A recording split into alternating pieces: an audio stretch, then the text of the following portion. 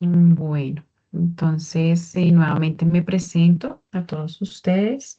Mi nombre es Marta Isabel Campos. Yo soy la tutora encargada de acompañarlos en este periodo académico, el periodo académico de Física General, y vamos a estar en continua comunicación en lo que es el desarrollo de las tareas 2, 3, 4 y 6. ¿Listo?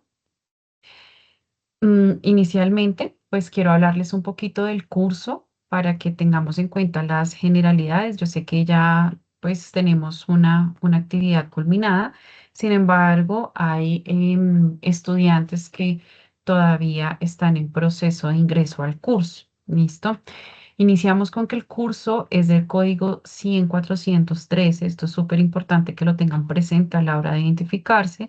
Tiene 3 créditos académicos. Es un curso metodológico, lo que indica que tiene un componente práctico que se desarrollará por medio de laboratorios. Y el curso tiene un total de 6 actividades, tarea 1, 2, 3, 4, 5 y 6. ¿Qué es lo que pasa? Esas 6 tareas se dividen en 3 momentos: momento inicial, momento final y momento intermedio. El momento inicial ya lo terminamos, es la tarea 1 del curso, que equivale a un 5% del curso, que era un cuestionario que se cerraba el 17 de febrero, si mal no estoy. Y en este momento nos encontramos en el momento intermedio, donde vamos a ver las tareas 2, 3, 4 y 5. Tenemos que tener en cuenta que ese momento intermedio equivale al 70% del curso. El 25% restante, entonces, equivale al momento final, que es con la tarea número 6, que es la prueba POC. ¿Listo? Entonces, con esta estructura es importante que ustedes tengan en cuenta que la tarea 5 va a pertenecer al momento intermedio y junto con las otras tareas va a valer el 70% del curso. Bien. Esa tarea 5, como les mencioné, es el componente práctico. Nosotros tenemos una práctica de laboratorio que equivale a 12 horas de trabajo presencial. Entonces, ustedes deben hacer el proceso de inscripción en el OIL. Es una actividad que vale 140 puntos. Tienen que ir aproximadamente 12 horas. En algunos centros son 2 horas de 2 sesiones de 6 horas cada sesión. En otros son 3 horas, 3 sesiones, perdón, de 4 horas cada sesión. Es importante que hagan el proceso de inscripción en el menor tiempo posible, sobre todo lo que es para los estudiantes que van al José Celestino Mutis, porque pues entenderán que es la sede más grande y los cupos son como más solicitados. Entonces, si dejamos el proceso de inscripción a última hora, muy probablemente no tengamos como esa oportunidad de seleccionar un horario que nos conviene, sino nos tocará adecuarnos a los horarios que hay. Aquí hay algo muy importante a resaltar, es que em, yo no voy a ser la tutora del componente práctico. Entonces todo lo relacionado con los laboratorios, con la tarea 5, con el componente práctico, deben comunicarlo directamente con el tutor con el que ustedes quedaron asignados, o se les asigna de acuerdo al horario en el que se inscriban o al horario en el que se inscribieron. ¿Listo? No puedo yo recibir informes, cambiar horarios, abrir plazo de tareas, de informes de laboratorio. No puedo hacer eso. Eso es directamente con el tutor del componente práctico. Vuelvo y me presento. Yo soy Marta Isabel Campos Penagos. Este es mi correo institucional para quien tenga la necesidad de comunicarse conmigo por ahí, o también se puede comunicar conmigo por el chat de Teams en ese correo. Yo dentro de los días o semanas anteriores he buscado la manera de comunicarme con ustedes por medio de correo electrónico, por medio de correo institucional y por medio del chat de Teams. El de chat de Teams es el que más me interesa en este momento porque es como el canal de comunicación más rápido que nosotros tenemos. Entonces, yo ahí les voy dejando como noticias, como recordatorios, les voy informando sobre cositas La idea es que ustedes hagan lectura continua de la información que se pone ahí en ese chat y reaccionen, ¿sí? Reaccionen con un dedito arriba, con un corazón, bueno, como ustedes consideren importante, pero reaccionar de tal manera que yo tenga presente que la información les está llegando. Igual, pues busco la manera de replicar la misma información por mensajería interna del curso o por correo institucional. Y si ya es propia de la actividad como tal, de la tarea a la que estamos desarrollando, la compartiré en los foros respectivos. Bien. En este momento nos encontramos en la tarea 2, que se llama Introducción a la Física. Es una actividad que está habilitada desde el 18 de febrero y va a estar habilitada hasta el 16 de marzo y tiene un buen peso evaluativo de 70 puntos.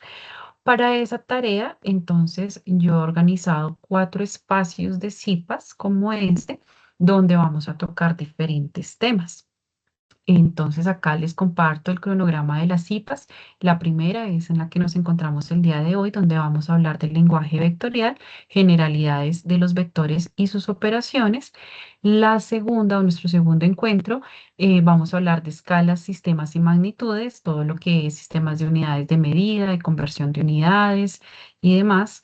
Y el encuentro número 3 vamos a trabajar con medición y errores. Vamos a ver cuáles son los tipos de errores, qué es incertidumbre, para que pues tengan elementos para desarrollar los ejercicios. Bien. Como último espacio de acompañamiento para esta tarea número 2, entonces tenemos las cipas que van a tratar de modelando el movimiento, se llaman así modelando el movimiento, donde vamos a hablar sobre la cinemática que abarca el movimiento uniforme rectilíneo y el movimiento uniformemente acelerado, de tal manera que ustedes puedan tener los elementos necesarios para el desarrollo del ejercicio número 4. Para estos encuentros vamos a tener un único enlace de conexión, que es pues, precisamente el enlace que accedieron para acá. Sin embargo, pues quiero resaltar que es el único enlace de conexión para todas las cipas. La idea es que para la tarea 3 y 4 y la tarea 6 inclusive también vaya a realizar cipas y solamente con este enlace de conexión lo tenemos. ¿Listo? Como para facilitar la entrada a todos ustedes. ¿Qué se espera de estos espacios? Pues primero que sea más un espacio dialogado, no un monólogo de mi parte, sino que sea interactivo, ¿sí? Que manifiesten sus dudas, que lean previamente pues el material, tanto de apoyo que se pone como el sugerido por la guía de actividades para poder desarrollar los ejercicios, así como haber visto, si no pudieron asistir a las webconferencias, pues por lo menos haber visto las grabaciones de las webconferencias, porque la idea de estos espacios de CIPAS es más que todo reforzar o complementar lo que se vio dentro de las CIPAS. ¿Listo? Ya casos puntuales se resolverán en inquietudes que tengan en el desarrollo de los ejercicios, siempre y cuando el desarrollo del ejercicio tenga que ver con el tema que está trabajando. ¿Listo? Por eso es que voy a hacer cada 4 encuentros para que cada como que ejercicio tenga su espacio de refuerzo conceptual y de aclaración de dudas para poder llevar a feliz término ese ejercicio. Entonces, aparte, pues de la interacción, la idea también es que se inscriban dentro del campus virtual y registren asistencia en el campus virtual. Si bien es cierto, la asistencia no va a dar como un peso evaluativo en las actividades, sí es importante tener en cuenta que me voy a basar en la estadística de asistencia que se registra en el campus virtual para presentar los horarios de las cipas en las que nos encontramos. Entonces, por ejemplo, en los cronogramas de estas cipas, como ya les envié información previa, manejo 2 horarios, ¿no? Uno de 3 a 5 y el otro de 7 a 9. Entonces, esa primera tarea me sirve a mí para hacer como un barrido sobre cuáles son la cantidad de estudiantes que asiste a las cipas efectivamente o pues en especial en un horario de 7 a 9 de la noche, teniendo en cuenta pues que Ahí la jornada laboral comúnmente se termina sobre las 5 de la tarde, mientras llegamos a nuestra casa a 6, 6:30. A las 7 ya podemos disponernos a dedicarle a nuestro estudio, ¿sí?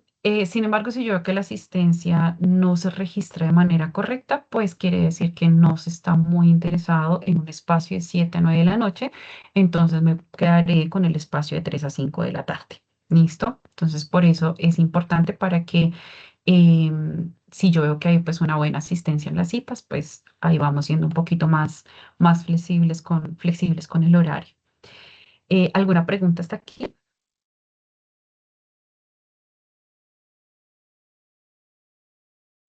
Bueno, listo. Entonces, como les mencionaba, pues la idea es que este espacio de CIPA sea un poco más dialogado de las partes. Yo voy a estar haciendo preguntas en el transcurso del espacio y la idea es que cuente con el apoyo de ustedes para eso. Lo primero que quiero como revisar en las cipas de hoy, que vamos a llamarlas lenguaje vectorial, primeros pasos en el plano cartesiano. Antes de iniciar con esas cipas, entonces yo quiero mostrarles un poquitico o hablarles un poquitico sobre las generalidades de esta actividad como tal. Em, Regálame un segundo, abrimos los anexos.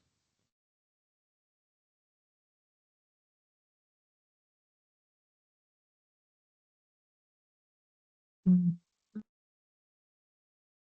Me interesa resaltarles la información, sobre todo en el correcto diligenciamiento del anexo 1, que se llama Ejercicios de la tarea 2, que es un documento en Word que se les compartió previamente en el mensaje de apertura del foro, donde pues van a tener que compartir o que entregar de manera formal ya los ejercicios. Por favor, me confirman que están viendo en la pantalla la diapositiva o el Word. Hola, profesora. Estamos Mm, viendo la diapositiva. La Tipas 1, lenguaje diapositiva. vectorial.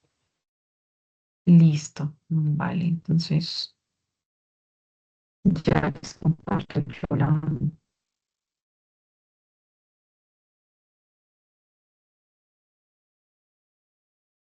Ahora sí, estamos en el documento en Word. Perfecto. Listo. Entonces, como les decía, este es el formato para que ustedes lo descarguen y ahí desarrollen los ejercicios y ahí mismo vayan compartiendo los aportes en el foro. Bien. Entonces tenemos que la actividad consta de 4 ejercicios. El primero se llama operación con vectores, que vale 20 puntos. El segundo se llama magnitudes físicas, sistemas de unidades, conversión de unidades, que vale 10 puntos. Y el tercero, medición y error experimental, que vale 10 puntos. Hasta aquí solamente tienen que desarrollar el ejercicio, seguir las indicaciones y responder en los espacios que están en naranja. Bien. Pero resulta que para el ejercicio número 4, aparte de desarrollar el ejercicio como tal, deben presentar un video que sustente, donde ustedes sustentan el desarrollo del ejercicio. Ese ejercicio se llama construcción y análisis de gráficas del movimiento rectilíneo uniforme y movimiento uniformemente acelerado y tiene un peso evaluativo de 25 puntos. Entonces es el ejercicio que más puntaje les va a entregar a ustedes en la actividad y cuenta pues acá con el manejo de un software que se llama MATLAB, que es importante que se vayan familiarizando desde ya con el manejo de ese software y tiene el espacio para la entrega del video de sustentación. Quiero acá revisar o bueno, reforzar cierta información. Y es que aparte de los ejercicios, se les va a evaluar dentro de la rúbrica también la participación en el foro. Entonces aquí les pide capturas de pantalla de los aportes presentados en el foro de discusión de la tarea 2.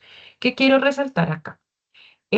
Como aporte no es solamente ingresar, saludar y seleccionar el ejercicio. Eso no es un aporte.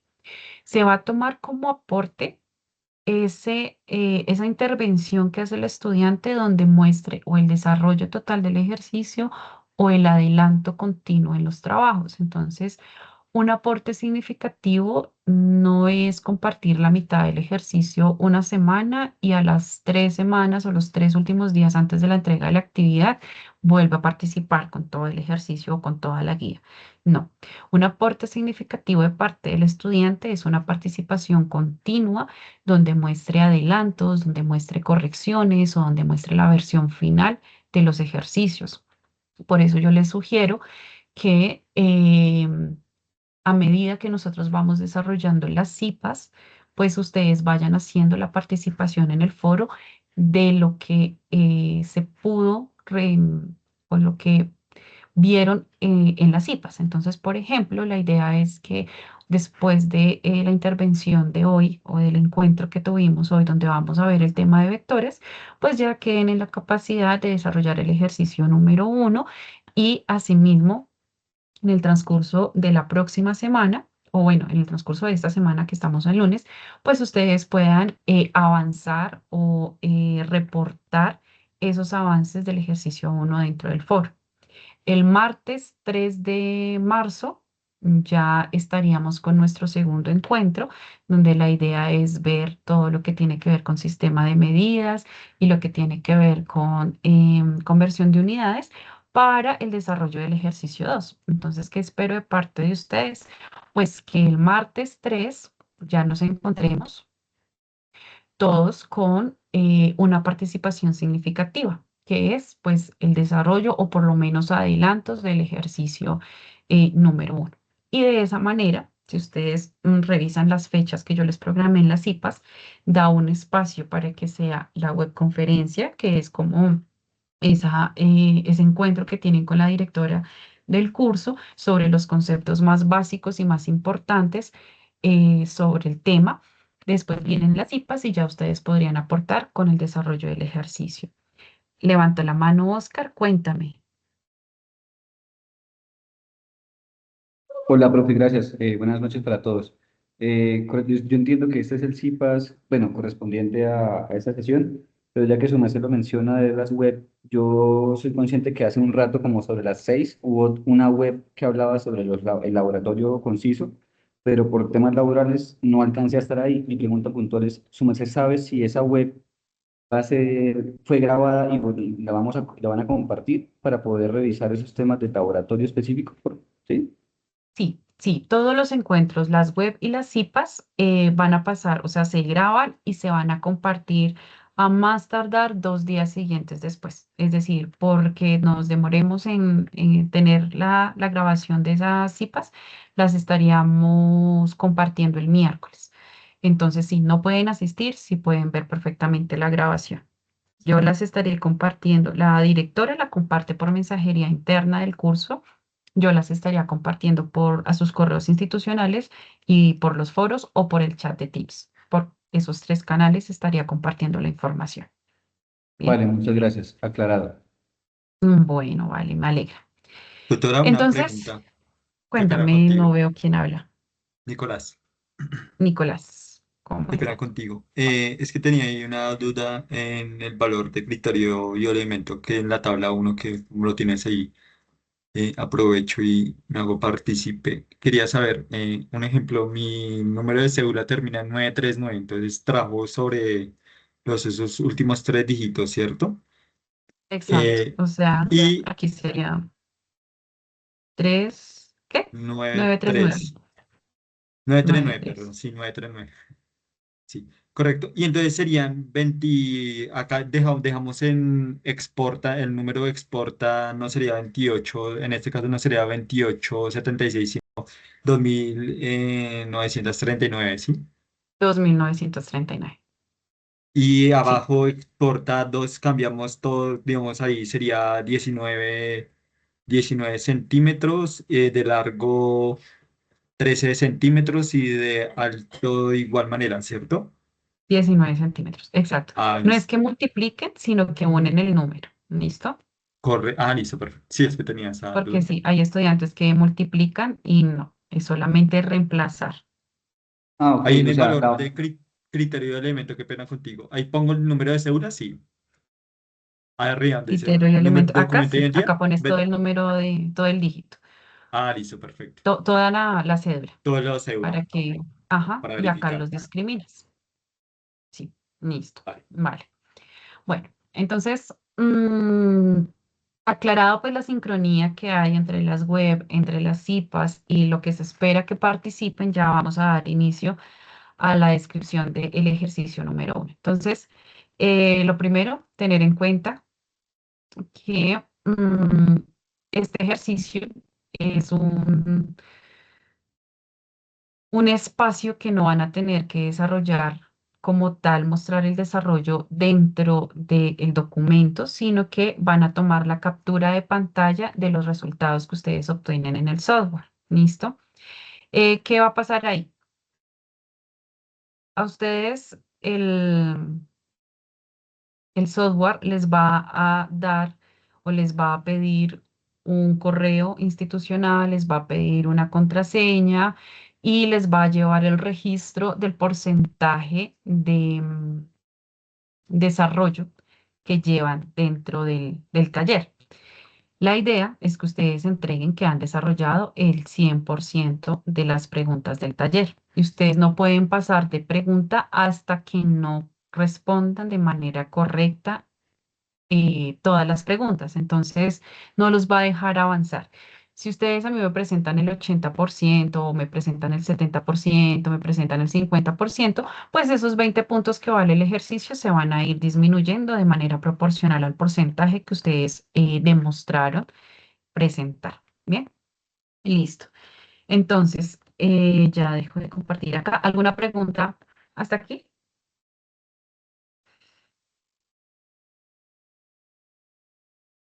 Por favor, registren asistencia. Diego Alejandro, cuéntame. Profesora, una pregunta. Ahorita estamos hablando del ejercicio número 2. El compañero estaba preguntando sobre los últimos tres dígitos. Quería saber si Sí, las medidas las tenemos que poner en el sistema internacional o valen que sean metros, que sean centímetros, perdón. el enunciado mismo lo menciona. Acá Vale. las unidades. Ay, pero es que ya cambié de captura de pantalla. Ahí, por ejemplo, en el enunciado se les da las dimensiones de la caja en centímetros. Después las dimensiones del contenedor, creo, se les da en pies. Entonces ahí ya ustedes hacen del sistema internacional de unidades para mirar cuáles son las unidades que requieren manejar para dar una respuesta como lógica a la situación. Es decir, la respuesta o bueno, el dato que pide el enunciado es de cuántos kilogramos de café se pueden llevar en el contenedor, si mal no recuerdo. Entonces, si estamos hablando de un contenedor, carro grande que está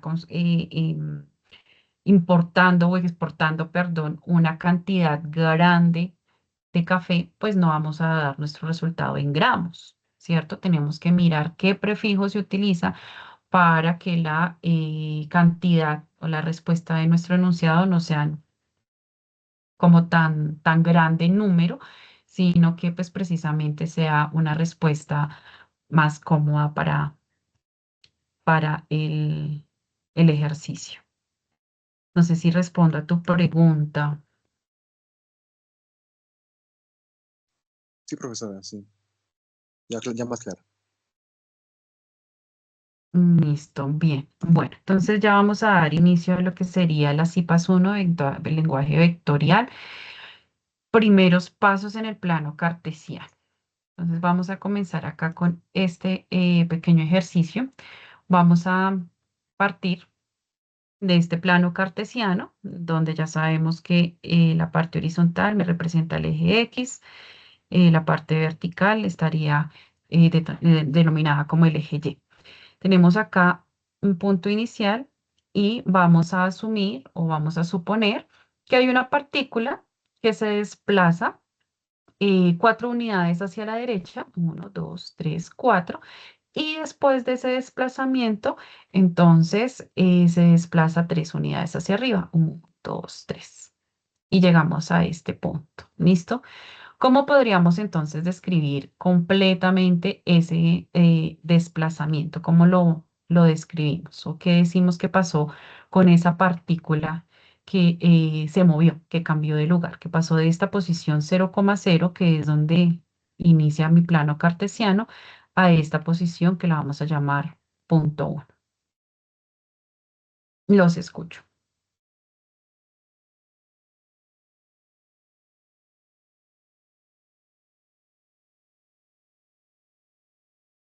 ¿La partícula se movió o se desplazó? Sí. Hay un cambio de posición, estaba en un punto 0,0 y ahora está en un punto P sub 1, entonces hubo un cambio de posición, hubo un movimiento, listo. ¿Cómo describimos ese movimiento? ¿Cuánto se desplazó? 4 unidades a la derecha y 3 unidades hacia arriba. No sé si es el término correcto, es en línea recta, tal vez, o no sé si estoy errada, pero es evidente que se movió 4 unidades a la derecha y 3 unidades hacia arriba. Hacia arriba. ¿Qué otra parte? O bueno, em, si yo digo el total de las unidades de desplazamiento, ¿cuánto fue?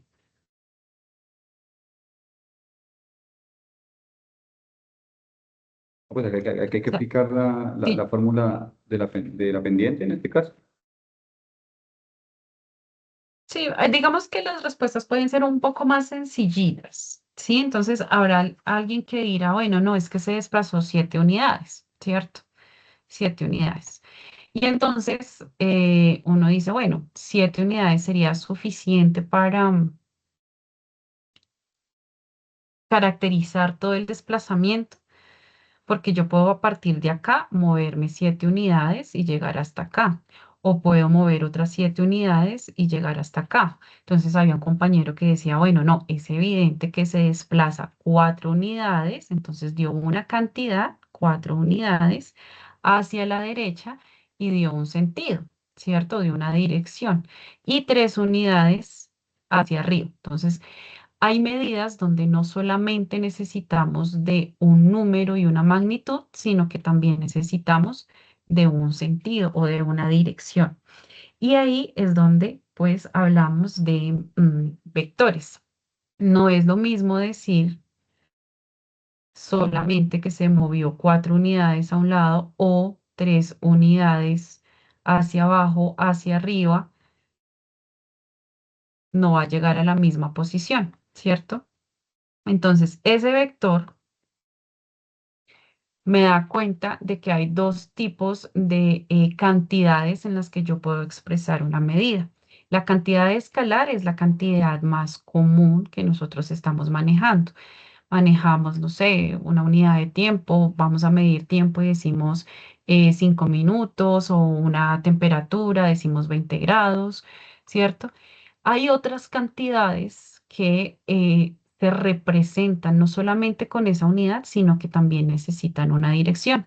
Entre esas en física podemos hablar de cantidades vectoriales como el desplazamiento, como la velocidad o como la aceleración, que son cantidades que vamos a ver en el área de cinemática, que es de la tarea 2 que estamos hablando. ¿Listo?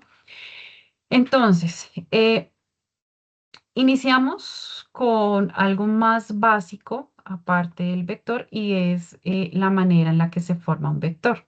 Al ser una herramienta matemática, un vector necesita de un punto A, que es un punto de inicio, un punto B, que sería su punto final, que es donde va a estar la saeta, lo que deja que pasa de ser segmento como tal a ser un vector, es la saeta que se genera o se representa siempre en el punto final y se representa siempre con un segmento o con un vector en la parte de arriba. Generalmente los vectores se representan con letras, donde en la parte superior está la flecha indicada.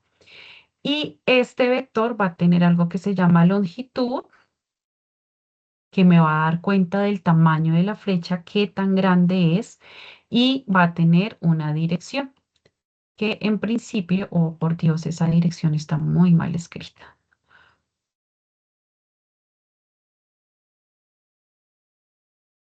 que me va a hablar del ángulo de inclinación que tiene con respecto al eje X. ¿Listo? Bien. Entonces, aquí voy a resaltar algo que he visto en los aportes que pueden estar pues que trae, digamos, algún tipo de confusión. Y voy a presentar dos casos. Tenemos el primer vector, el caso uno, perdón, donde vamos a representar en el plano cartesiano un vector que no inicia en el origen, es decir, no inicia en mi punto 0,0. Acá, ¿cuáles serían las coordenadas del punto A? O sea, del punto donde inicia este vector.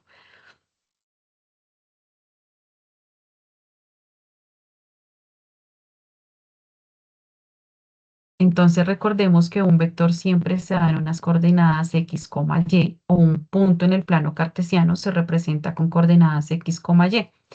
El primer número pues va a ser las cantidades de unidades que están en el eje X, es decir, acá vemos que el punto en el eje X es 2, ¿cierto? Y el punto en el eje Y es 1. Entonces, este vector inicia o tiene su punto A en las coordenadas 2,1 y termina o tiene su punto B en qué coordenadas.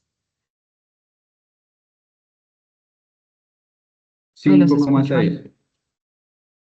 5,6. En las 5,6. coordenadas 5,6. ¿Listo? Aquí estamos hablando de coordenadas del vector, ¿sí? Aquí, en el caso 2, nosotros vamos a tomar las medidas de un vector que está iniciando en su punto de origen.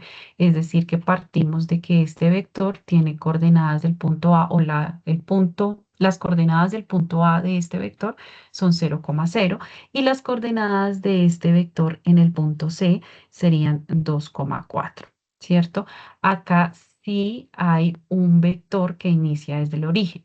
¿Qué es lo que pasa? Normalmente lo que hacen es que confunden las coordenadas de los puntos donde inicia y termina el vector como componentes del vector. ¿M? En cambio, ¿por qué? Porque generalmente cuando el vector inicia su punto o parte del punto de origen del plano cartesiano, efectivamente las componentes del vector sí coinciden con las coordenadas del vector. Entonces hay que tener en cuenta mucho esta diferencia de cuando un vector tiene origen en el plano cartesiano a cuando no. ¿Por qué? Porque en el ejercicio, en el software de Deltamat, les va a poner a trabajar con ejercicios con vectores donde inician en el punto de origen y otros vectores no van a iniciar en el punto de origen. Y ahí es donde entra la confusión entre componentes del vector y coordenadas del vector. ¿Listo? Entonces, si yo tengo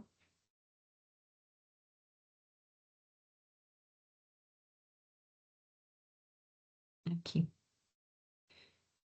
si yo tengo este vector, si yo tengo acá un vector A con coordenadas x,1, y,1, que ya habíamos dicho que eran 2,1, ¿cierto? Y el punto B tiene sus coordenadas en ¿qué? 2, 4, 5, 5,6. El vector como tal va a tener coordenadas o es la diferencia entre las coordenadas del punto B menos las coordenadas del punto A. Si ustedes se fijan, cuando nosotros vamos a restar coordenadas, tenemos que restar todo lo que está o todos los términos que están en el eje X y después restamos todo o aparte restamos todos los términos que están sobre el eje Y. No podemos mezclar operaciones entre los diferentes ejes. ¿Listo?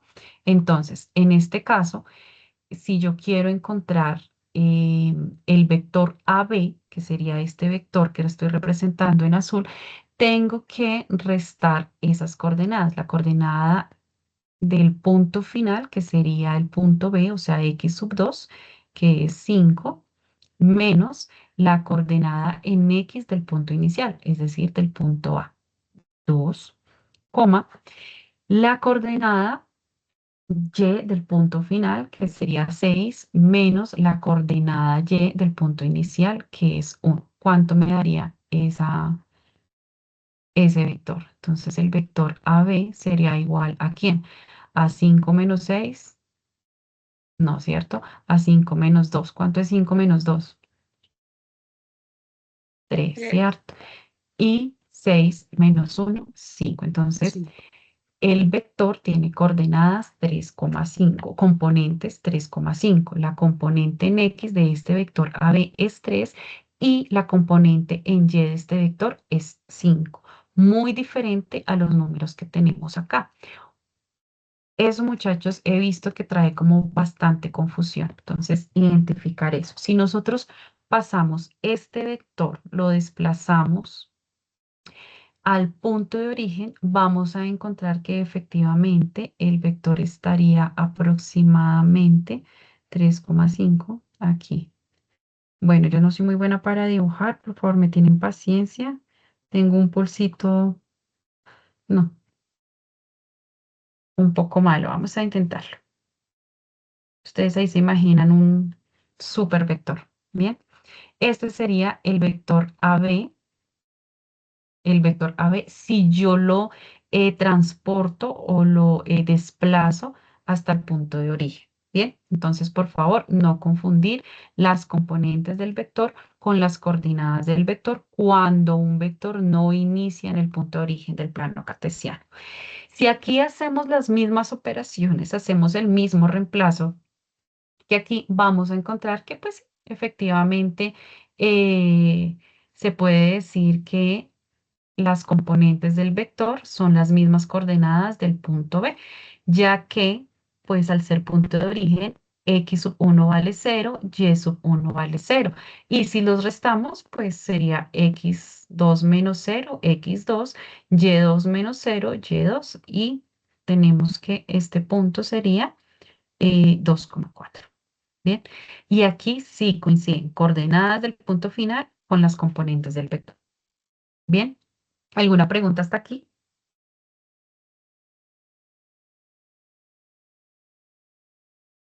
Ok, listo. Ah, Entonces, ya conociendo, digamos, como las particularidades de ese vector, solamente estamos hablando mm, de cuáles serían las componentes o las coordenadas de un vector, dependiendo si inicia o no inicia en el punto de origen. Pero la información que hemos visto hasta ahora no me va a dar cuenta ni de qué tan largo es el vector, ni qué tipo de inclinación tiene respecto al eje X o qué tanta inclinación tiene respecto al eje X. Y eso es lo que vamos a averiguar cuando vamos a descomponer un vector. Y aquí vamos a manejar dos tipos de coordenadas. Vamos a manejar lo que se llaman las coordenadas cartesianas y las coordenadas polares. ¿Y qué tenemos que identificar? ¿Cuáles son las coordenadas cartesianas? ¿Cuáles son las coordenadas polares? ¿O cómo sé con un vector está expresado en sus coordenadas cartesianas o en sus coordenadas polares? ¿Y cómo paso de un sistema al otro? Es decir, cómo paso un vector de coordenadas polares a coordenadas cartesianas y viceversa, de coordenadas cartesianas a coordenadas polares. Bien, y para eso pues nos vamos a apoyar por estas expresiones que ya pues digamos que están relativamente familiarizados con esto. Tenemos aquí entonces en esta primera figura, en la figura número A, un vector que inicia desde el origen, ¿cierto?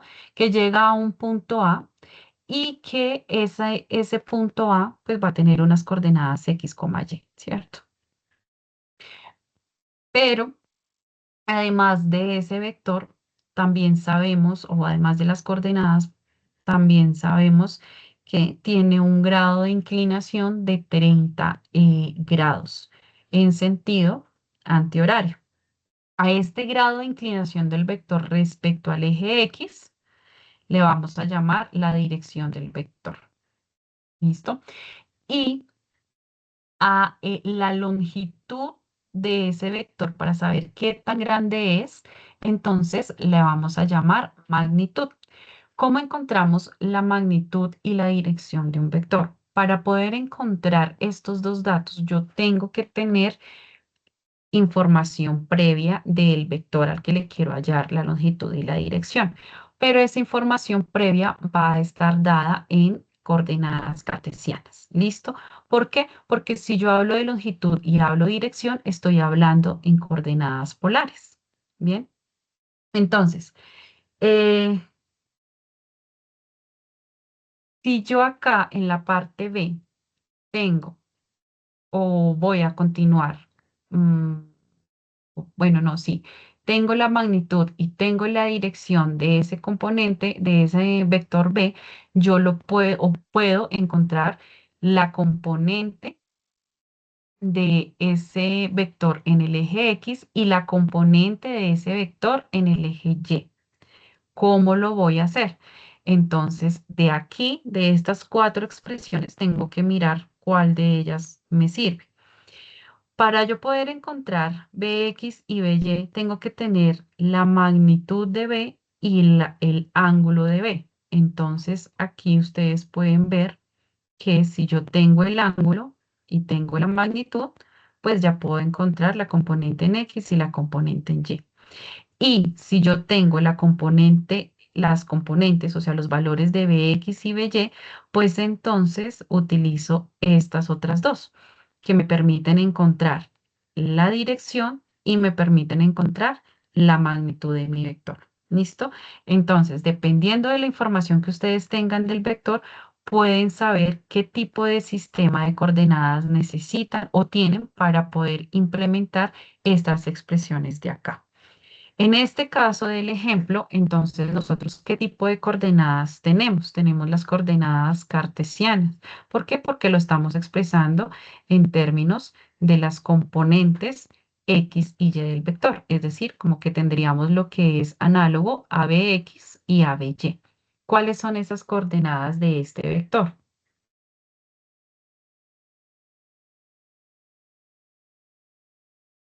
X1 es 0, Y1 es 0, X2 es 2 y Y2 es 4.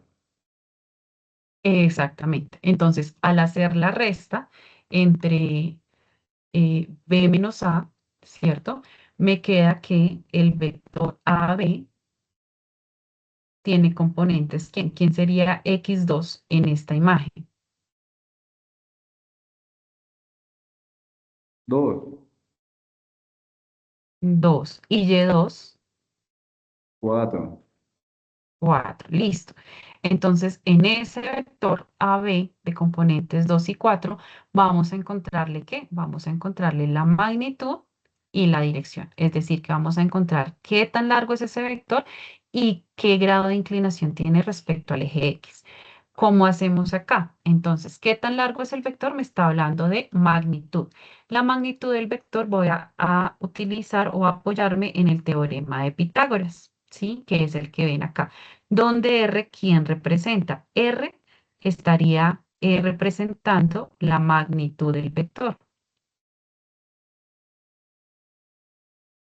Y eh, X y Y estarían representando pues las componentes cartesianas. En este caso es como si R fuera la hipotenusa de ese ángulo rectángulo. Exactamente. Entonces, R vendría siendo este de acá, o el vector AB. ¿Listo? Entonces decimos que R va a ser igual a la raíz cuadrada de ¿quién? Oh, por Dios.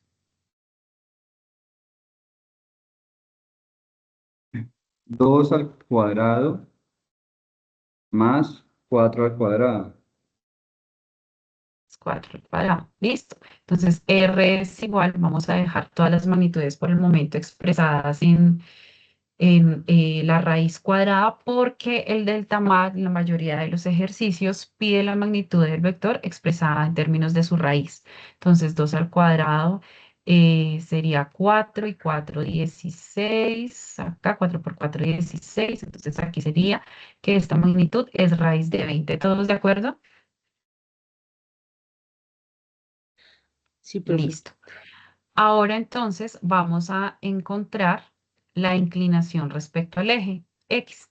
es decir, el ángulo. Y acá nos dicen, mire, para que usted encuentre el ángulo a partir de las componentes del vector, tiene que utilizar esta ecuación. Y esta ecuación me dice, bueno, tangente de teta es igual a y sobre x. Es decir, que es igual ¿a quién? A la componente y, que es ¿cuánto? 4, sobre mi componente en el eje x, que es 2. Pero acá no me están pidiendo tangente de teta, o bueno, yo no necesito tangente de teta, yo lo que necesito es teta como tal. Entonces, ¿qué hago? Voy donde la calculadora y busco tangente a la menos 1, ¿de quién? O digo pues que teta es igual a cotangente o tangente a la menos 1 de 4 sobre 2. ¿Listo? ¿Cuánto sería ese ángulo?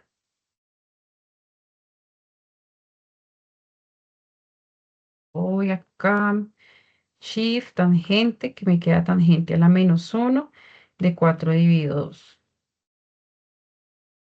¿Cuánto les dio a ustedes? 0.034. ¿Cuánto?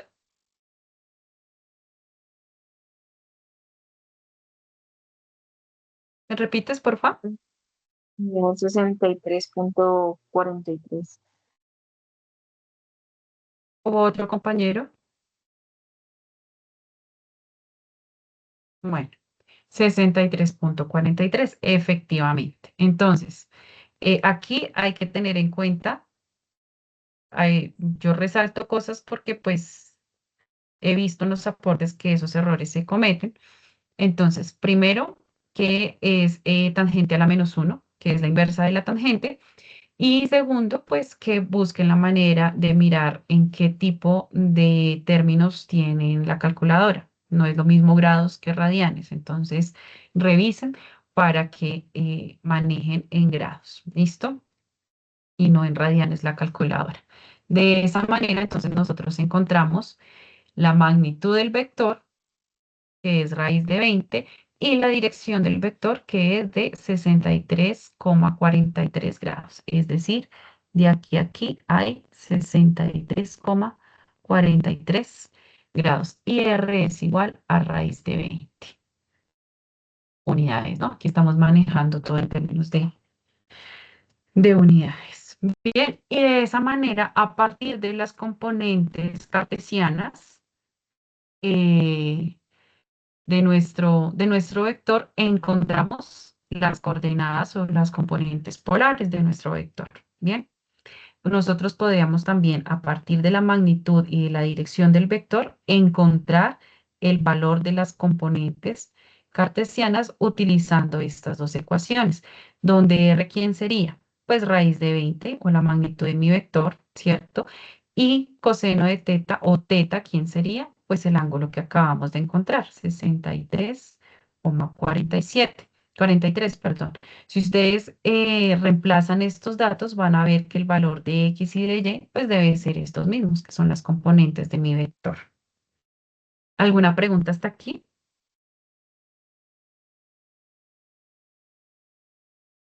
Profe, disculpe, esa operación no se realizó con calculadoras científicas, ¿cierto? Sí, Ok. sí, sí. No sé cómo se manejan los celulares, eso como que cada celular tiene su estilo, no sé, no he logrado como estandarizar un solo proceso en las diferentes calculadoras de los celulares. Igual, pues no, yo soy como de calculadora a la antigüita todavía. Bien. Sí, en los celulares coincido que no Pues, es tan fácil, hay que descubrirlo. Yo creo que pues también hay algunas páginas o aplicaciones que permiten hacer los cálculos como si fuera una calculadora científica online, como digital. Sí. De pronto poder indagar un poco por ahí si de pronto alguien no tiene a la mano la profe, calculadora científica.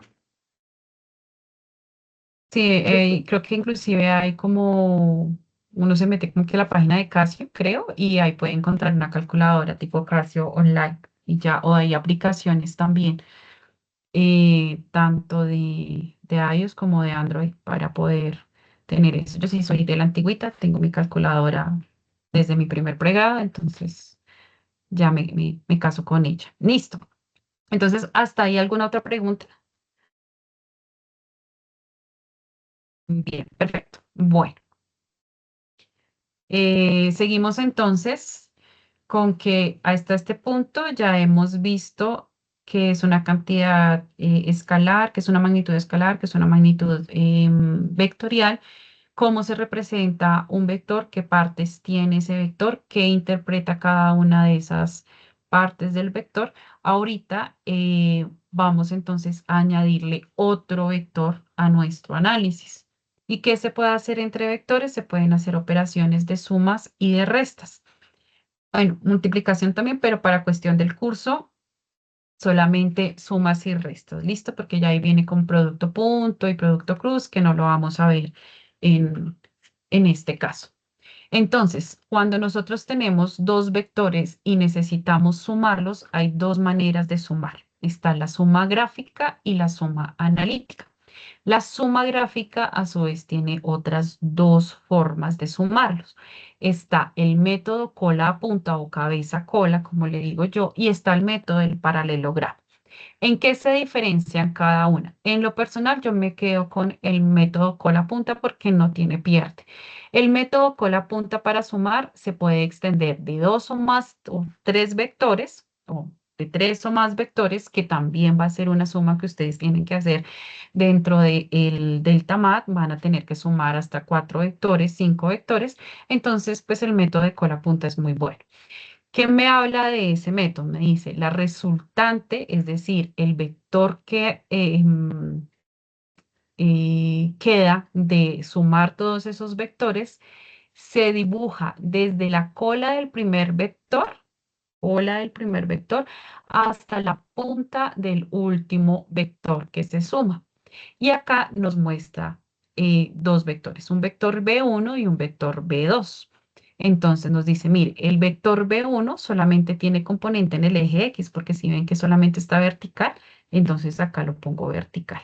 Y vamos a asumir que este es nuestro plano cartesiano y que todos nuestros vectores van a iniciar por inercia a partir del punto de origen del plano cartesiano. ¿Listo?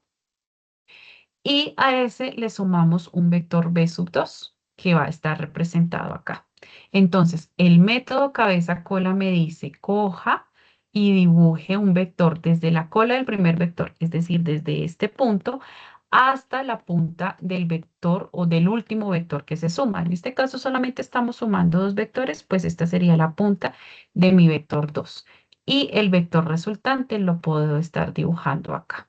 Entonces, ¿qué pasa con este vector 2? O para llegar a ese vector resultante, yo tuve que tomar este vector 2 y desplazarlo y ponerlo en la punta de mi anterior vector. Si yo tuviera un vector 3, pues ¿qué hago? A partir de la punta de mi vector 2, de la cabeza del vector 2, pues dibujo mi vector número 3. Si tengo un vector 4, puedo hacer exactamente lo mismo. ¿Listo? Y el vector resultante va a ser desde la cola del primer vector hasta la cabeza del segundo, o perdón, del último vector que yo he sumado. ¿Listo? Entonces este es B sub R, lo vamos a llamar vector resultante. Este sería B sub 2, este sería B sub 3 y este sería B sub 4. Y de esa manera yo hago la suma. Hasta ahí estoy sumando por uno de los métodos de manera gráfica. El otro método es el método del paralelogramo. Este pues ya requiere un poquito más de pensamiento abstracto, diría yo, porque lo que hace es trabajar con las proyecciones de esos vectores. Entonces, los dos vectores se dibujan a partir de un origen común, es decir, los dos aparecen en el punto de origen del plano cartesiano, coordenada 0,0, que es el origen común. Se construye un paralelogramo usando dos vectores como lados adyacentes. La resultante es la diagonal dibujada desde el origen común. Palabras más, palabras menos. Tengo acá mi vector 1, que ya vimos que es horizontal, y mi vector 2. No lo desplazo hasta desde la cabeza del vector 1, como hice en la parte anterior, sino que lo dejo en el mismo origen, como cola con cola, por decirlo de alguna manera. ¿Listo? Y hago, miren que la línea punteada es una proyección de esos vectores, ¿cierto? Esta línea punteada me está haciendo la proyección ¿de quién? Del vector B2 y esta otra línea punteada me está haciendo la proyección del vector B1. ¿Cómo hago entonces para encontrar el BR? Pues fíjense que como estos son proyecciones, son líneas y las líneas son infinitas. Y el punto de intersección de esa línea, producto de las proyecciones que yo hago de cada uno de los vectores, pues entonces va a ser el punto final donde yo tenga que, o donde yo puedo dibujar mi vector resultante. Bien, para mí se me hace un poquito más complicado, yo me quedo con el de punto método cola punta. Punto. Ya. Pero ese se le llama paralelogramo y también hay que explicarlo. Ahora, ¿qué es lo que normalmente pasa? No se puede sumar de mezclando, pues, mezclando los dos métodos gráficos. Acá vemos que es la mezcla de dos métodos, ¿no? La primera del paralelogramo, porque los dos tienen el mismo origen, ¿cierto? Y hacen la proyección, pero lo que hace es dibujar el vector de punta a punta del otro vector y así no se suman los vectores. Entonces, tener en cuenta eso también a la hora de hacer las gráficas o hacer el desplazamiento de los vectores que ustedes tienen. Bien, con esos dos métodos de gráfica de vectores o de suma de vectores, Mm, así vistas de manera general, entonces podemos pasar a la suma analítica de los vectores. Entonces yo le había mencionado que habían dos partes, la gráfica y la analítica. La gráfica tiene a su vez dos, método cola punta y método del paralelogramo. Vamos entonces ahora a la suma analítica, que también es muy fácil. ¿Qué es lo que hay que hacer? Recordar la escuela, manzanas con manzanas, peras con peras. Componentes de los vectores del eje X se suman con las componentes de los otros vectores del mismo eje, el eje X. Y las componentes de los vectores en el eje Y se suman y no se mezclan con las componentes de los vectores en el eje X. Entonces, X con X, Y con Y. No hay más. No hay más la regla de suma analítica de vectores. Entonces, tenemos acá una suma de método cabeza-cola, ¿cierto? Con el vector B1. Vamos a asumir que aquí parte del origen, ¿cierto? Y en la cabeza de ese vector B1 nace el otro vector que es B2. Bien, y nuestro vector resultante, que lo llamamos B, que es igual a la suma de B1 más B2, va a salir desde la punta o desde la cola de ese primer vector hasta la cabeza del segundo vector. Ahí ya lo vimos. ¿Qué nos hace falta acá? Pues que ustedes verán que cada uno de estos vectores B1 y B2 a su vez tienen componentes y esas componentes están específicas entre B1 en X, B1 en Y, B2 en X y B2 en Y. Cada uno de esos vectores tiene componentes en X y tiene componentes en Y. Y para yo poder encontrar la componente en X y en Y, perdón, en Y y la componente en X del vector resultante, tengo que sumar estas diferentes componentes. Entonces, vamos a manejar acá en rojo lo que serían las componentes del vector 1 en el eje X. Sería esta primera línea punteada. Y si yo le sumo la componente en X del vector 2, voy a encontrar que al unir esas dos líneas punteadas, voy a encontrar que la componente total de el eje X de mi vector resultante. Si yo sumo las componentes del vector 1 en el eje Y, que sería este, más la componente del eje Y del vector 2 y las 1, voy a encontrar la componente en Y de mi vector resultante. Bien, si pasamos de esta interpretación gráfica a la representación matemática, quedaría expresado así. La componente horizontal de mi vector resultante en X es la suma de todos los componentes en el eje X de todos los vectores que yo voy a sumar. Si yo aquí tengo un tercer vector, entonces digo que es la componente en X de mi tercer vector, la componente en X de mi cuarto vector, ¿cierto? Y la componente en Y va a ser la suma de cada una de las componentes de Y de cada uno de los vectores que yo estoy sumando. Bien, digamos que inclusive decirlo es como más difícil que entenderlo. Si nosotros lo reemplazamos por números, entonces vamos a asumir que B1 en X es igual a 5, que B2 en X es igual a 3, y vamos a decir que el vector 2 en Y es igual en Y, perdón, en X, el vector B2 en X es igual a 3 y el vector, perdón, vector 2 en X, sí, vector 1 en Y. Ay, Dios. Vector 1 en Y ya no será igual a 3 para evitar la confusión con el otro vector. Listo, entonces vector 1 en Y, vamos a ponerle 2 y vector 2 en Y sería 4. ¿Listo? ¿Cuáles serían las componentes de ese vector resultante? Entonces, el vector resultante estaría, o las coordenadas de ese vector resultante. Entonces, ¿qué número iría acá y qué número iría acá para el vector B, que sería el vector resultante de la suma de los vectores 1 y 2?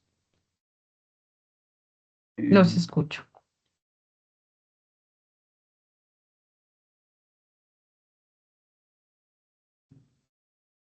Para X. Dime. 8, 6, ¿es correcto? 8,6. Entonces decimos que tenemos que sumar esta con esta, que serían las componentes en X, 5 más 3, 8, y las componentes en Y, 2 más 4, 6. Listo. Entonces las componentes cartesianas, o sí, expresar el vector resultante en sus coordenadas cartesianas sería igual a 8,6. Listo. Y de esa manera se suma de manera analítica los vectores, las componentes y es por un lado y las componentes en X por el otro. Entonces, aquí, por ejemplo, tenemos de manera gráfica dos vectores. Estos dos vectores, B1 y B2, entonces el vector B1 tiene componentes cartesianas, o cuáles serían las componentes de este vector. 4,2. 4,2 y las de este vector sería 2,4. 2,4. 2,4. Listo, los dos están iniciando en el punto de origen, ¿verdad? Entonces, eh, las componentes del vector coinciden con las coordenadas de la cabecita de cada uno de los vectores. Yo aquí estoy sumando ¿con qué método? Con el método de cabeza-cola, porque cogí este vector 2, lo desplacé en el plano cartesiano y lo puse en la cabeza del vector 1. Y si se fijan, mire, tiene 2 en el eje horizontal y 4 en el eje vertical. Entonces es el mismo vector, solamente que se desplazó dentro del plano cartesiano. ¿Cuál sería mi vector resultante? Este vector verde de acá, donde comienza desde la cola del vector 1 hasta la cabeza del vector 2. Y si vemos acá, si nos centramos solamente en esta gráfica, vemos que el vector resultante sería la suma o la componente de ese vector, la componente en X de ese vector resultante sería la suma de las componentes de el eje X, tanto del vector 1 como del vector 2.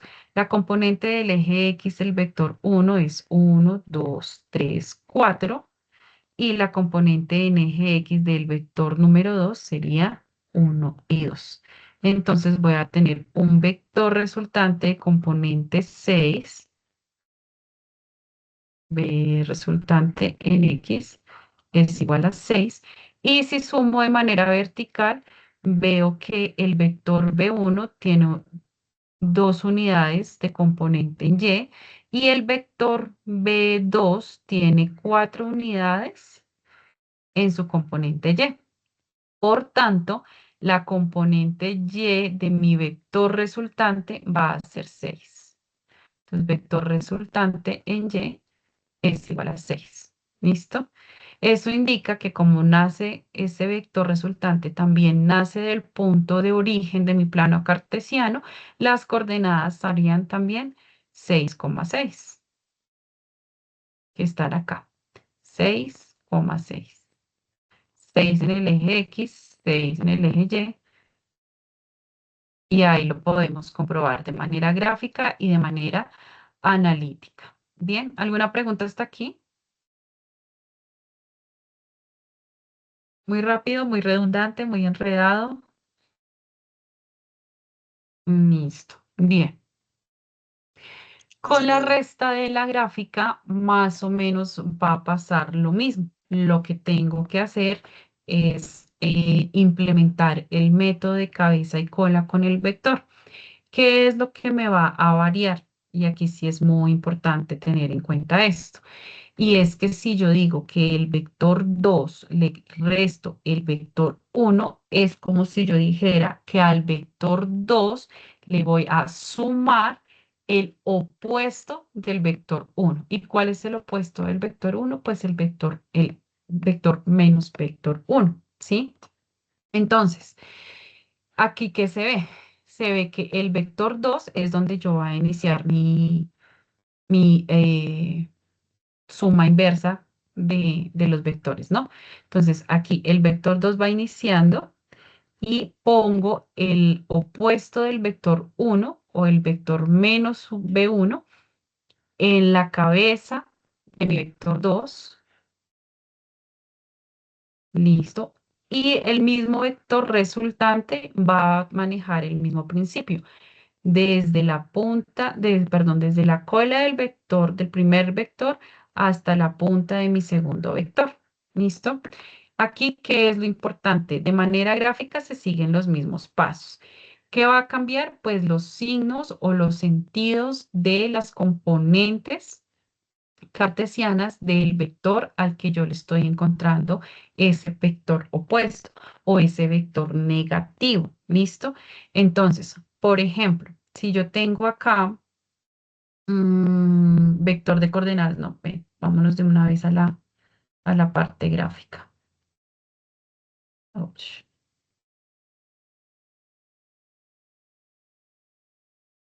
Aquí. Entonces, nuevamente yo voy a tener mis dos vectores, B1 y B2, con las mismas coordenadas que habíamos mencionado en el ejercicio anterior, en el ejercicio de suma.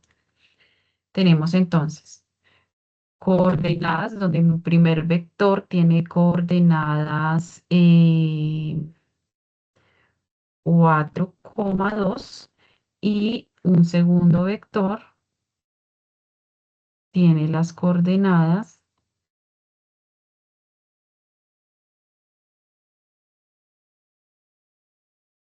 2,4. Bien, entonces, la primera diferencia, aunque se usa el mismo método de cabeza-cola, la primera diferencia es que en la suma, este vector B2 iba hacia arriba.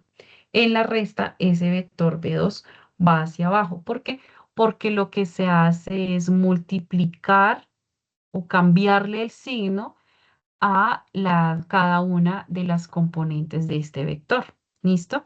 Entonces, ¿qué pasa acá? Si yo le cambio el signo a 2, pues ya no quedaría 2, sino quedaría menos 2, coma, el 4 que estaba positivo, pues quedaría negativo, menos 4. Entonces, las coordenadas de este vector o de ese menos B1 que ven acá, menos B1, ya no serían 2,4, sino serían menos 2, menos 4. Bien, y si ustedes observan, este vector tiene Desde acá, que sería el punto de origen, tiene 4 unidades hacia abajo en el eje Y. 1, 2, 3, ay.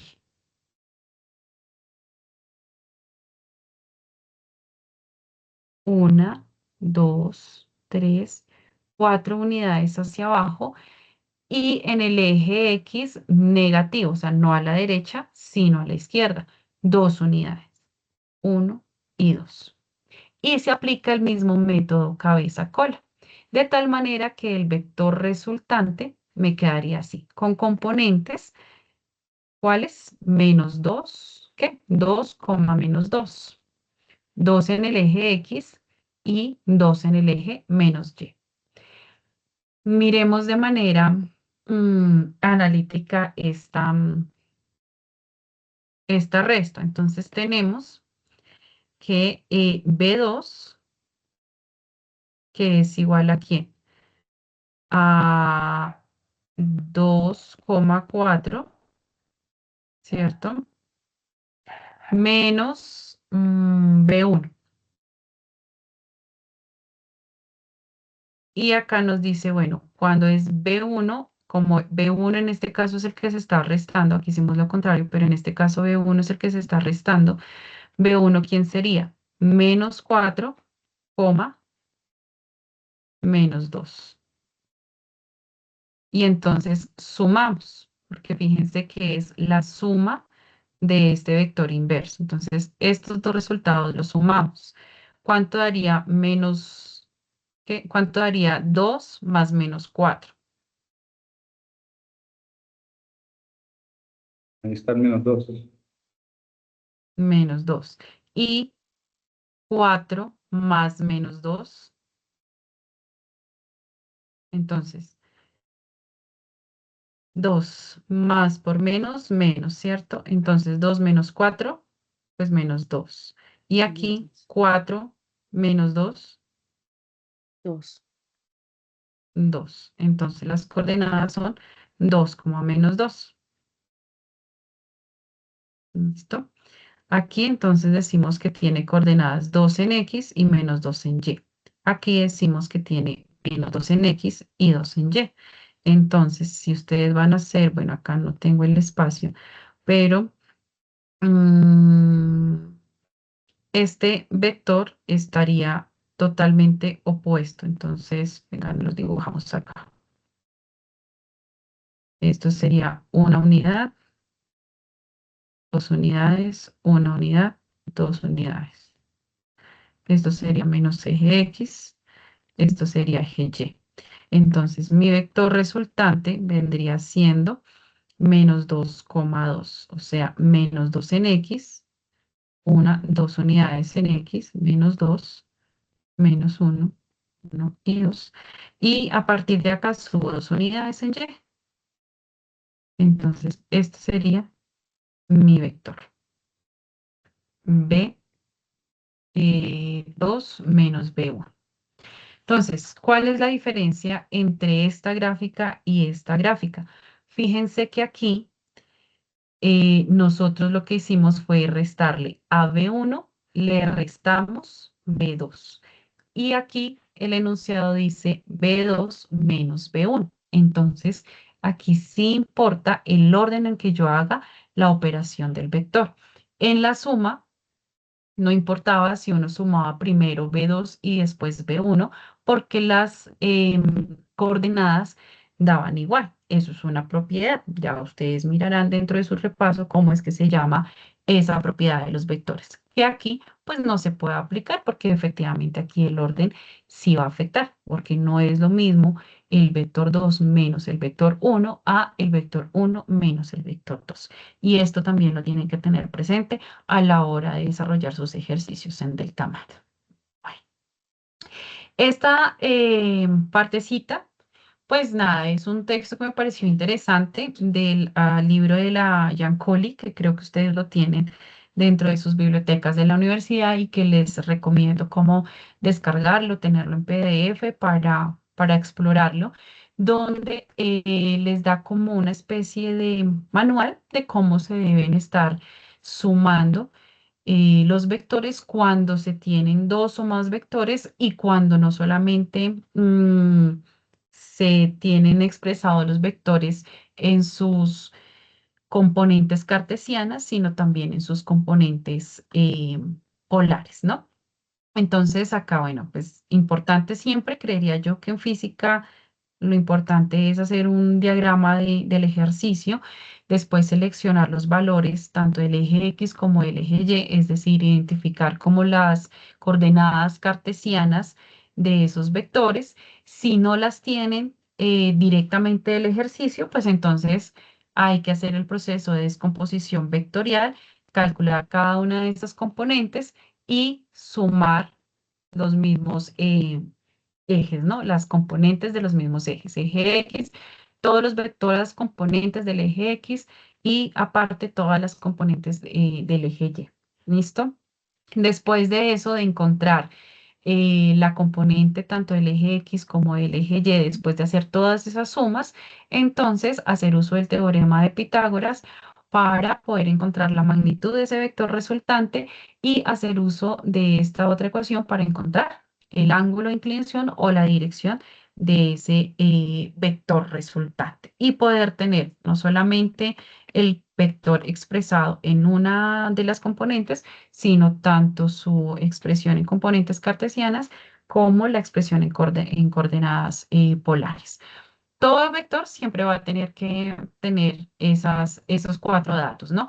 Magnitud, dirección, componente en el eje X y componente en el eje Y, para decir que se conoce el vector. Bien, aquí entonces vamos a dejar de hablar de vectores o de relacionar dos vectores y vamos a pasar a trabajar entre un escalar y un vector. Y generalmente lo que se hace es multiplicar. La multiplicación la veo muchísimo más sencilla, la multiplicación entre un escalar por un vector. Vamos a tener en cuenta, por ejemplo, que tenemos este vector B, ¿cierto? Que es el mismo de acá, de este otro vector. Si yo cojo y desplazo este vector, fíjense, voy a tener el mismo tamaño. Yo superpongo las imágenes y voy a tener el mismo tamaño del vector, o sea, la misma magnitud de ese vector.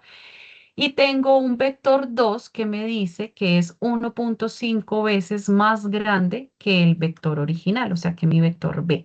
Entonces, si yo lo superpongo, más o menos acá, me estoy dando cuenta que efectivamente es 1.5 veces más grande. Y acá el vector 3 me dice que es 2 veces más grande que ese vector original, pero que está en un sentido opuesto. Entonces, si yo pongo aquí, efectivamente veo que este vector B me llega como a la mitad de mi vector B3. ¿Eso qué quiere decir? Que cuando yo voy a multiplicar un escalar por un vector, lo que hago es multiplicar el escalar por cada una de las componentes de ese vector. Y que ese vector va a incrementar su tamaño la cantidad de veces que me indique ese escalar. Entonces, si yo tengo un vector, bueno, aquí está. Si yo aquí tengo un vector de componentes 4,2, fíjense, vector B1, componentes 4 en X, 2 en Y, aquí está mi punto, 4,2, y yo lo voy a multiplicar por un escalar, vamos a decir que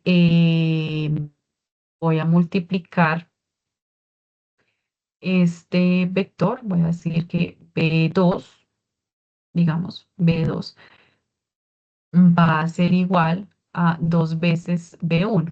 Eso indica que esto es igual a 2 veces el vector B1 que tiene componentes 4,2. Y lo que hago es multiplicar este escalar por cada una de las componentes. Entonces, B2 va a ser igual a ¿qué coordenadas? 4 por 2, 8, coma, y 2 por 2, 4. Entonces, mi segundo vector, que es el doble de grande de mi vector 1, tiene componentes 8,4. Y entonces acá lo dibujo. 2, 3, 4, 5, 6, 7, 8 y subo 4. 1, 2, 3, 4. Efectivamente, este tiene componente 8,4. Y este vector lo vamos a llamar B2 igual a ¿quién? A 2 veces B1. Si ustedes cogen este mismo vector de 4,2, este mismo vector 1, y lo multiplican por 3, entonces van a encontrar que este vector 2, un segundo vector, va a ser 3 veces el vector B1, pues ¿qué quiere decir? Que cojo este 3 y lo voy a multiplicar por cada una de las componentes de mi vector, 4,2. Lo que indica que el vector 2 va a incrementar su magnitud hasta 3 veces la magnitud original. Entonces, 3 por 4, 12, 4 por 4, no, 3 por 2, 6. Entonces, ese vector 2, cuando yo lo multiplico, lo incremento 3 veces en su magnitud, voy a encontrar que tiene componentes 12,6. 12 en el eje X y 6 en el eje Y. Eso es todo lo que hay que hacer cuando hablo de multiplicar un vector por un escalar. Tenemos entonces aquí como último recurso cómo encontrar la magnitud y la dirección de un vector. Nosotros a partir de las coordenadas polares, que precisamente era magnitud y dirección, encontramos las coordenadas cartesianas de ese vector, es decir, la componente en el eje X y la componente en el eje Y. Aquí vamos a hacer lo contrario. A partir de las coordenadas de ese vector resultante en el eje X y en el eje Y, vamos a encontrar la magnitud y la dirección de ese vector. Esta operación ya la habíamos hecho, ya conocemos el vector B1 con coordenadas 4,2 y con el vector B2 con coordenadas 2,4. Entonces aquí 4,2, aquí 2,4, ¿cierto? Listo. Y ya habíamos dicho, sí, pues para encontrar las coordenadas X y Y, lo que tengo que hacer de mi vector resultante, o sea, el vector verde, vamos a ponerlo acá. Entonces, lo único que tenía que hacer era sumar las componentes tanto en X, que me daba 4 más 2, 6, y las componentes en Y, 2 más 4, 6. ¿Listo? Entonces, estas serían las coordenadas cartesianas. Y vamos a encontrar magnitud y dirección del vector, de ese vector BR, o sea, acá, de mi vector resultante. ¿Y qué tengo? Pues que la magnitud de ese vector BR, la magnitud del vector, se va a representar con una barrita. Algunos textos la representan con 2.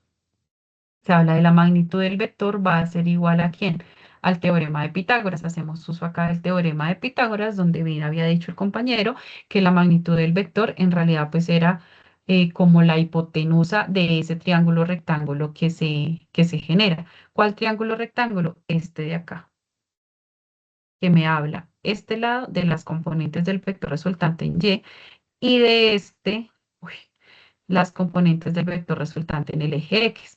¿Por qué triángulo rectángulo? Porque aquí, cuando está bien dibujado, se determina un ángulo o se obtiene un ángulo de 90 grados, es decir, un ángulo recto. Por eso se llama triángulo rectángulo. Entonces, lo que hacemos acá es reemplazar esas coordenadas. Coordenadas en el eje X, entonces ya sabemos que 6 viene al cuadrado por aquello del teorema de Pitágoras más coordenada en el eje Y, también dio la casualidad que es 6 al cuadrado. ¿Listo? Y esto casi siempre me da 72, me corrigen si estoy mal. Raíz de 72 sería la magnitud de este vector BR. Entonces aquí decimos que es raíz de 72. Y ahora para encontrar el ángulo, pues ya habíamos dicho que para encontrar el ángulo es tangente a la -1 ¿de quién? De la componente en el eje Y. En el eje Y pues es 6 sobre la componente en el eje X, que para este caso también da 6. Entonces tenemos tangente a la -1 de 1. ¿Cuánto es tangente a la -1 de 1? ¿O cuál es el ángulo? 35. 45 grados. ¿Por qué? Pues por propiedades, ¿no? Quiere decir que aquí tiene un ángulo de 45 grados. Tangente a la 1,45, pues entonces tangente a la -1 de 1, pues va a dar 45. Y con eso encontramos magnitud y dirección. Vamos a tener en cuenta tres cositas. O bueno, una cosita importante es que para términos del desarrollo de los ejercicios en Deltamat, el ejercicio o el ángulo siempre va a ser el ángulo que se forma respecto al eje X. Es decir, que yo tengo que estar muy piloso en revisar en qué cuadrante está quedando mi vector. Todos los ejemplos que hice, pues están en el primer cuadrante, ¿no? Donde es positivo X y positivo Y. Este sería mi segundo cuadrante, este es mi tercer cuadrante y este es mi cuarto cuadrante. Si yo tengo un vector aquí y yo hallo el ángulo, pues me va a dar este ángulo. Vamos a ponerle aquí un ángulo de 30 grados, por decir algo. ¿Listo? En el delta mat, usted no puede responder que es un ángulo de 30 grados. ¿Por qué? Porque el ángulo que toma el software es a partir del eje positivo de las X, o sea, a partir de aquí. Y le va a sumar todo este ángulo. Entonces, ¿qué hay que hacer? Dependiendo del cuadrante donde yo esté, pues hay que sumarle a estos 30 grados, hay que sumarle ¿cuánto? Todos los ángulos del cuadrante 1 y todos los ángulos del cuadrante 2. Y este ángulo que está aquí en azulito, de aquí hasta aquí, es un ángulo llano. Y el ángulo llano es de 180 grados, ¿cierto? 90 de aquí a aquí, 90 de aquí a aquí, son 180. Entonces, si mi ángulo está en el tercer cuadrante, yo le tengo que sumar 180. Si mi ángulo está en el segundo cuadrante, entonces yo le sumo 90 grados. Si mi ángulo está en el tercer cuadrante, entonces le tengo que sumar todos estos ángulos, 270 aproximadamente. Bien, eso es lo que hay que tener en cuenta en los cuadrantes a la hora de resolver o de dar respuesta a los ángulos de los vectores que me pide el software. Pero pues eso ya cuando entren en materia lo van a comprender un poquito mejor. Bien, todo esto para llegar aquí, acá, a saber qué es lo que se pide dentro del ejercicio número 1. Entonces, en la guía dice, tome captura de pantalla de cada una de las categorías o de los temas que se están viendo. Entonces, la captura de pantalla debe evidenciar tres cosas para que sea válida por mí y por cualquier actor de la red. Primero, que sea grande, que sea legible, ¿cierto? Que no quede borroso, que no quede cortado. Hay maneras en que ustedes pueden tomar esas capturas de pantalla que queden bien presentables y adaptarlas y recortar solamente la información que se necesita. Entonces, lo primero que uno va a revisar es el título, que sea tarea 2, ejercicio 1, marzo 16 hasta las 11:55 de la noche. Esto yo lo voy a revisar. Voy a revisar esa información. Voy a revisar esta otra información. Si acá me dice que está a un 80%, quiere decir que aún le falta un 20%, porque la idea es que usted llegue al 100% de desarrollo del taller. Y esta barra azul le va a ir incrementando en la medida que usted vaya desarrollando los ejercicios. Quienes ya exploraron la herramienta se darán cuenta que son 2 ejercicios por cada categoría y que si usted no pasa el primer ejercicio de cada categoría no lo puede resolver, se va a quedar hasta ahí porque sí o sí va a pasar al segundo ejercicio hasta que resuelva bien el primero. Bien. ¿Qué otra cosa voy a ver? Muy importante y también de manera decisiva aquí, que aparezca el nombre de la persona. Por eso es importante que usted se registre de manera correcta dentro del software. No se ponga sobrenombres, ponga sus 12 nombres, su apellido, y regístrese con el correo institucional. ¿Por qué? Porque nosotros como red de tutores vamos a descargar la base de datos de lo que ustedes presentan, de lo que ustedes se inscriben con su correo institucional. Si ustedes se ponen sobrenombres, si no se registran con el correo institucional, pues no vamos a tener las herramientas suficientes para verificar que efectivamente se hizo el proceso. Usted lo hizo de manera correcta. ¿Listo? Todo esto está con unas instrucciones claras. Hay unos videos. Aquí está el video del manejo del software. Tómese el tiempo de revisarlo, tómese el tiempo de explorar. Tenga en cuenta pues que estamos en la institución y que pues si usted no tiene su correo institucional activo, hay un conducto regular en el que usted debe reportar y unas instrucciones que seguir, de tal manera que el personal encargado de brindarle a ustedes el correo institucional lo pueda hacer. Si no lo tiene, es importante que se comunique en el menor tiempo posible, no dejar todo esto para última hora, porque pues las personas de la unidad correspondiente no le van a dar una respuesta inmediata. Bien, anote la clave. Para iniciar en este software, ustedes tienen que asignar una clave a su cuenta. Entonces, si ustedes olvidan esa clave, si yo adelanté medio taller, me fui, pasaron 3, 4 días, volví a tener el tiempo para sacar el otro medio taller y se me olvida la contraseña, yo diría que es bastante probable que pierda ese medio taller que ya adelantó. Entonces, anote bien su clave, no la olvide.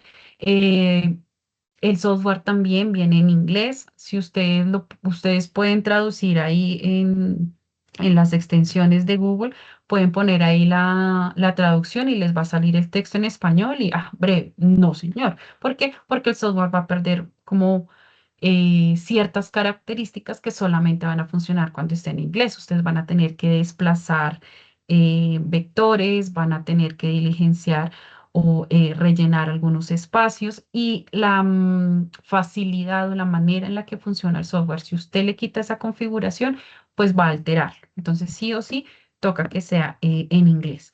Aproveche también a repasar pues determinados palabras o conectores que sean como de conocimiento muy puntual de vectores. Del resto, diría yo, es bastante intuitiva la herramienta, es bastante sencillo el software, no se demoran más de 3 horas desarrollando el ejercicio.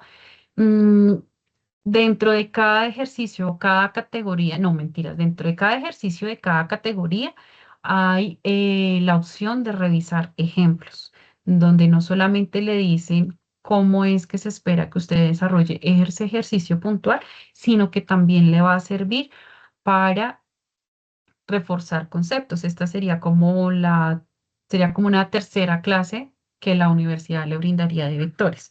La primera, pues, es una introducción general que se hizo en la web de ayer. La segunda sería la del día de hoy. La tercera, pues, sería a la hora de leer cada uno de esos ejemplos o de esas pistas que le da el mismo software cuando vaya a desarrollar los ejercicios.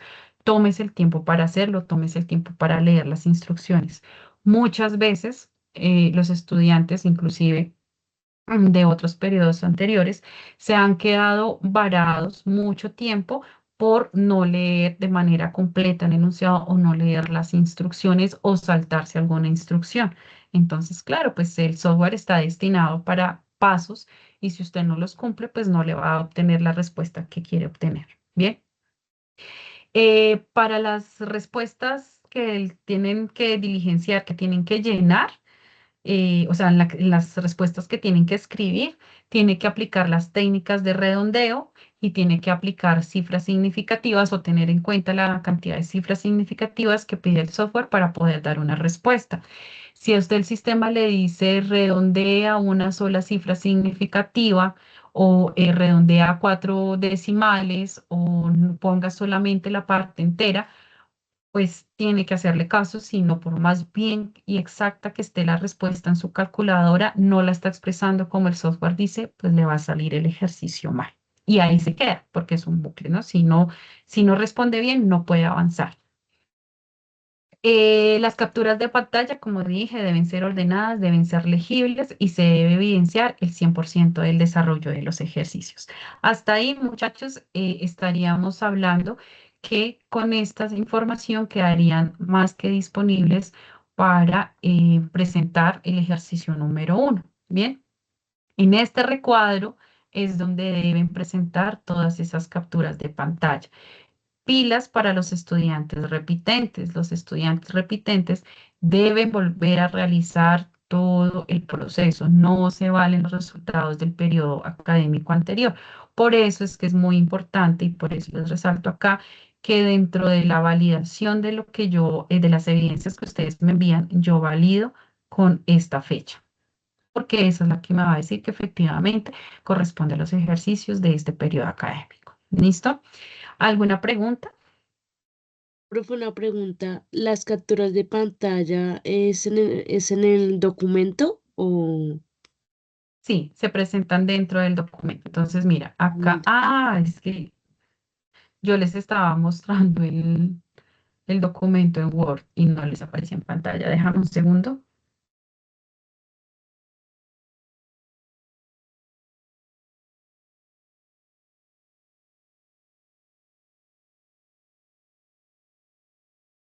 Ya vi la pantalla. Listo. Entonces, en este nexo 1, que es en el que ustedes tienen que presentar los adelantos, está el enlace que los direcciona directamente al programa. Está el paso a paso de lo que deben hacer para registrarse, pues que no voy a entrar en detalles a relacionarlo porque aquí está descrito de manera continua. Está la clave que tienen que usar o el código que tienen que usar para acceder a la clase como tal de la profesora. Ahí sale el nombre de la directora. Y está el espacio para que ustedes compartan la captura de pantalla. Todo esto son instrucciones. Estos son los temas y a partir de aquí, entonces presentan la captura de pantalla que demuestra que ha desarrollado el 100% de las secciones. ¿Listo? Asignadas. Ahí se les puede evaluar. Perdón, a partir de aquí abajo, entonces dice, utilice este espacio para presentar la captura de pantalla de finalización de sesión, de la finalización de las sesiones. Em, la captura debe ser completa, debe mostrar el nombre. Entonces, ¿cuántas secciones son? Como 8 o 10. Entonces, aquí deben haber 10 capturas de pantalla en esta sección naranja. ¿Listo? Antes de pasar al ejercicio número 2. La primera captura debe ser de todo finalizado. La segunda en adelante de cada una de los temas que se abordan. Entonces son 2, 5, 6, 7, 8, 9, 10. Entonces son 10 capturas de pantalla, 11 capturas de pantalla, lo que deben poner como aporte en el foro. ¿Listo? ¿Qué les recomiendo yo? En el foro como tal, no pongan la imagen porque pues la imagen va a ser muy grande y va a ser un poco difícil la lectura de otros aportes inclusive, sino que pueden es editar este documento e ir presentando los avances de una vez en el formato que es. Bien, listo. ¿Alguna otra pregunta o respondo tu pregunta? Sí, profe, está bien respuesto. Listo. Bueno, ¿alguna otra pregunta? Sí, profe, yo es que no escuché bien. 11 capturas de pantalla toca poner en ese espacio. Sí, porque es una captura de pantalla por cada una de los temas. ¿Listo?